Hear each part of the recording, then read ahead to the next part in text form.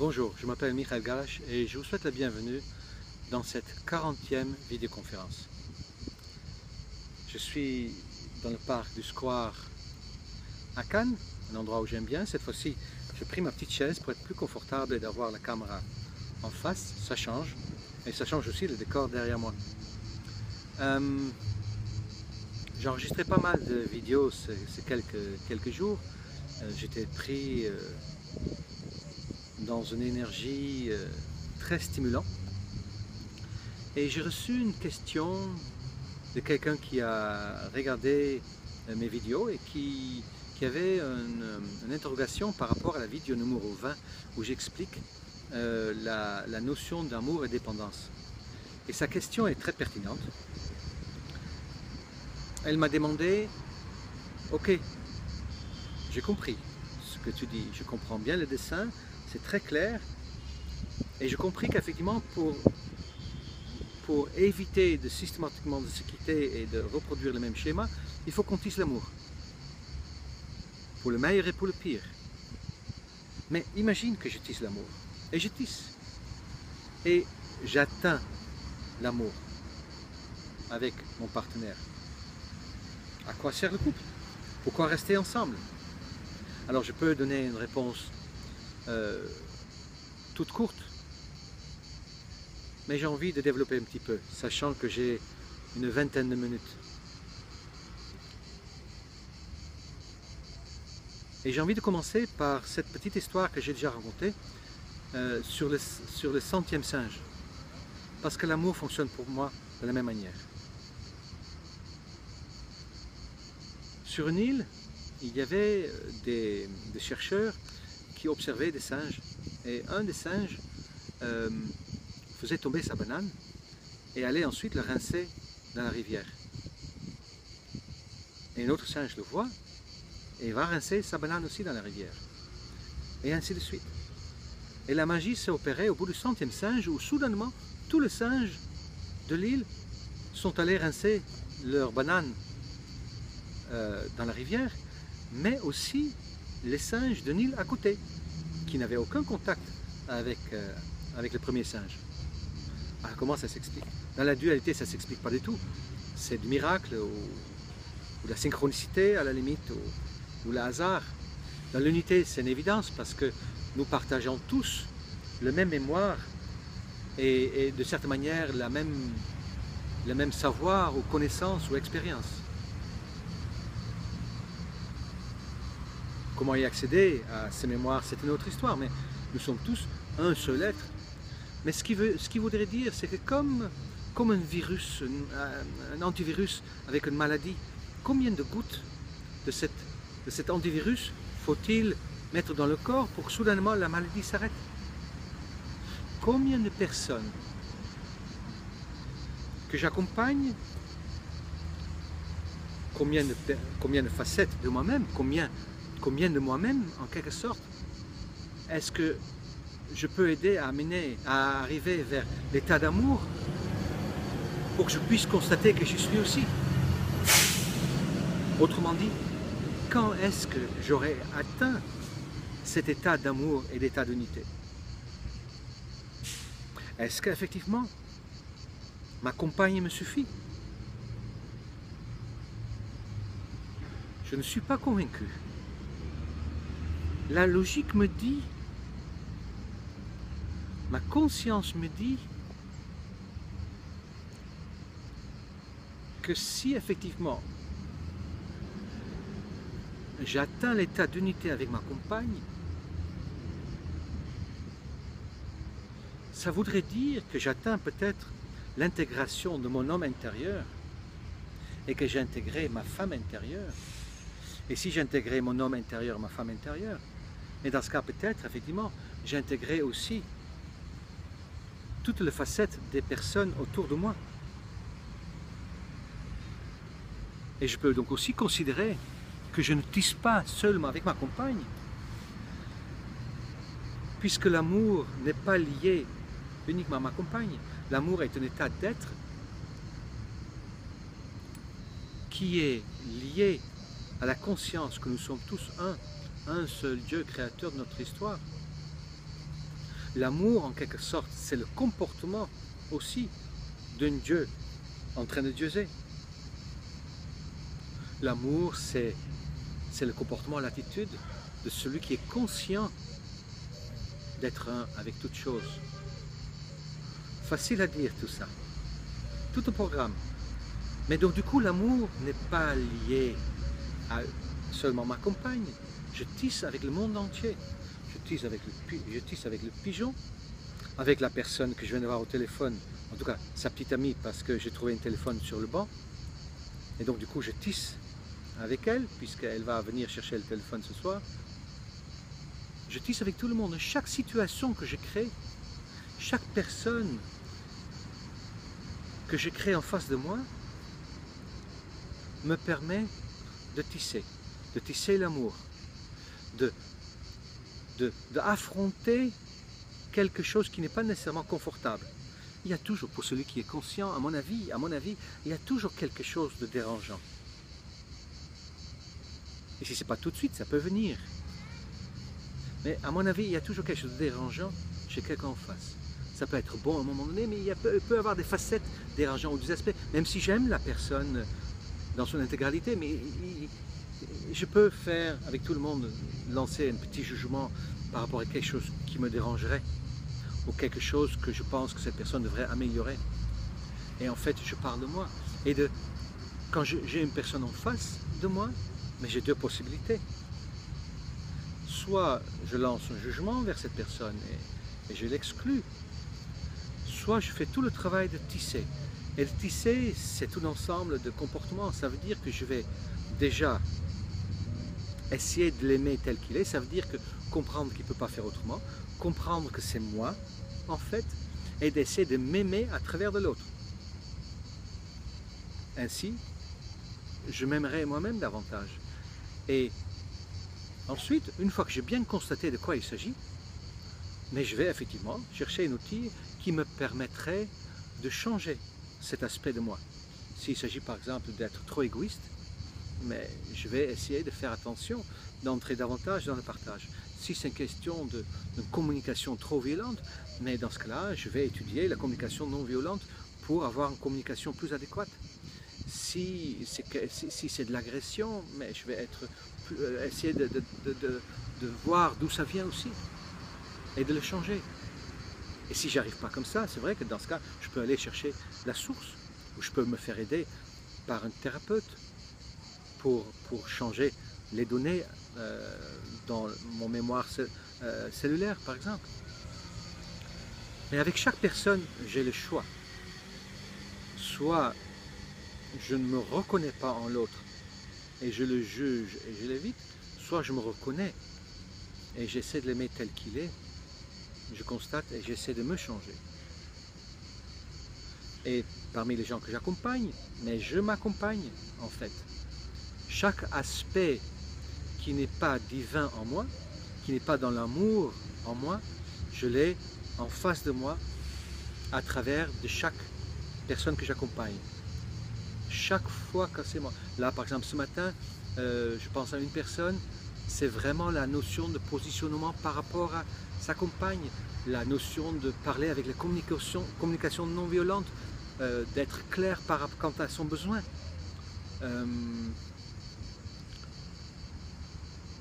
La notion de tenir la palissade avec un autre. Et comme ça, chaque personne que j'accompagne a cette facette. Et je m'accompagne. C'est comme si, quand je donne une mission, je me donne une mission. Et de cette manière-là, je tisse. Et ce qui est joli, c'est qu'au fur et à mesure que je m'approche de l'état d'amour, moi, ce qui se passe en fait, c'est que je monte quelque part en niveau vibratoire. Et en montant en niveau vibratoire, des choses qui me dérangeaient avant, soit elles n'existent plus parce que ça ne correspond plus à mon miroir, soit elles sont toujours là, mais ça ne me touche plus. C'est à moi de faire cette montée en taux vibratoire. Un peu comme dans Matrix. Je suis persuadé qu'en montant en taux vibratoire, ma perception devient plus entière, qui fait qu'à un moment donné, je ne verrai plus les choses séparées. un peu comme dans une vidéo que j'ai vue une fois sur internet de neuropsychiatre Gilles Bolt qui a eu un AVC, un accident un accident donc au niveau de ses vaisseaux sanguins dans son cerveau. Vous voyez, parfois je stresse et je ne trouve pas les mots adéquats. Cardiovasculaire, voilà. Accident cardiovasculaire. Ah, accident, ok, peu importe, je m'en sors pas. Mais en tout cas, quelque chose qui faisait que la moitié de son cerveau ne marchait pas. Et c'était en fait le côté gauche qui ne marchait pas, le côté droite qui marchait, qui faisait en fait que tout le côté rationnel, elle ne percevait plus, elle oubliait, elle était en fait dans l'instant présent, complet. Et elle ne voyait plus avec ses yeux la séparation entre les choses. C'est comme si on a deux hémisphères, un hémisphère pour la partie rationnelle, séparée, dualitaire, et un hémisphère pour la partie unitaire et la partie intuitive, sensorielle et tout ça. Et elle est revenue, elle est guérie et elle raconte ce qu'elle avait vécu en ce moment-là. Nous sommes dans cette évolution vers le 1, nous sommes dotés donc d'un hémisphère qui est déjà prévu pour ça. Une partie de nous sait où on va. Et je suis persuadé que de faire l'expérience de l'amour, c'est de reconnaître chaque aspect de nous dans l'autre. Et en faisant ça, on monte donc de degré. Et à un moment donné, comme j'allais donc le dire, notre perception change et peut-être un hémisphère prend le dessus et nous ne verrons plus la séparation et on verra que c'est un soupe énergétique. Un peu comme dans Matrix où on voit à la fin des bits et des bytes, des 0 et des 1, on verra le lien entre toutes choses. Et de cette manière-là, je m'imagine aussi que l'univers qui est en expansion devient à nouveau un. Ce n'est pas que les choses vont se rapprocher l'un de l'autre. Non, notre perception sera, en montant de vibration, sera capable de percevoir que rien ne s'est jamais éloigné de quoi que ce soit. Que c'est seulement dans l'illusion les choses s'éloignent. Oh, je fais un grand détour pour arriver à la réponse par rapport à la question. Mais qu'est-ce qui se passe alors? Quand je tisse avec l'un, quand je tisse avec l'autre et que je tisse avec ma compagne et j'arrive à la fin du tissage, que j'atteins cet état où tout est ok, où personne ne me dérange, où ma vie, finalement, ça coule et l'abondance est là et l'argent n'est plus, ne fait plus partie de mes questionnements et la communication non plus. En fait, j'ai plus besoin de faire aucun effort, tout est acquis. Et le bonheur, la paix intérieure se manifeste à l'extérieur et la vie que je vis correspond à mon état acquis. Un état pour lequel en fait il n'y a même pas un chemin à faire, si vous avez bien compris. Tout ce que nous apprenons, c'est comment vivre notre instant présent. Oublier notre passé et d'arrêter de trimballer nos cercueils et de le pousser devant nous. Vraiment vivre l'instant présent. L'amour, c'est ça aussi. Parce que dans l'état d'amour, l'état de 1, le temps et l'espace n'existent pas. Donc l'instant présent, comme on parle très bien Eckhart Tolle, est essentiel. Et je vais parler de l'instant présent dans une de mes vidéos aussi. Une de nos vidéos. Alors qu'est-ce qui arrive avec mon couple, avec le couple, si j'arrive à cet état-là? Et imagine que je fais tout ce chemin avec ma compagne d'aujourd'hui. Mais dans ce cas-là, effectivement, si j'ai tout intégré, et j'ai intégré le côté masculin, féminin en moi, le côté yin et yang en moi, et donc du coup mon couple extérieur le manifeste, et que j'ai plus de problèmes avec les gens autour, mais je dirais que nous sommes tous arrivés en ce moment-là au même stade. Ça a l'air bizarre de considérer ça, mais si je vais jusqu'au bout de l'unité, la cohérence à l'unité, est-ce que ma conscience me dicte? Un peu comme l'histoire de Hitler, mon pote. Et la cohérence, c'est qu'effectivement, il n'y a personne qui est exclu dans cette unité. Nous sommes tous ça. Ça, c'est l'arbre ça se met en forme d'arbre, ça se met en forme d'Hitler, ça se met en forme de poubelle, ça se met en forme de bus. Et ça veut dire que si moi j'y arrive, si moi j'y suis arrivé, ça veut dire que nous sommes tous arrivés. Ce processus de autocréation, ce n'est pas un processus d'individu, c'est un seul processus qui évolue dans son ensemble. Mais vous pouvez dire, mais comment la personne en Israël ou à l'autre bout, aux États-Unis, peut être dans cet état puisque tu es? D'une certaine manière, ça n'existe pas. Il existe uniquement une conscience pensante qui crée une expérience. Même vous, vous n'existez pas. Je n'existe pas. J'ai l'impression de parler à des personnes et de faire quelque chose de réel. Mais au fond, je suis en train de parler tout seul, de communiquer avec mon soi, de jouer avec moi-même. Et quand moi je suis, tout le monde y arrive. Alors je peux m'imaginer que quand on y arrive, mais effectivement, c'est la fin du jeu, game over. Nous avons atteint notre objectif. Si j'arrive à atteindre l'unité, si un maître arrive à atteindre vraiment l'unité, tous y arrivent. S'il y a un maître ici sur cette terre, c'est qu'il y a lui aussi encore quelque chose à montrer, à vivre peut-être. J'en suis persuadé que personne vient ici, sauf peut-être pour montrer comment faire. Pourquoi pas? Mais quand j'entends de maîtres qui décèdent avec des maladies ou qui portent des lunettes, et leur corps montre en fait qu'il y a un souci quelque part, mais à mon avis, il y a certaines personnes qui ne sont peut-être pas encore complètement maître. Et il y a peut-être des personnes qui ont encore un chemin à faire. Je ne sais pas quel chemin, ça dépend de la personne.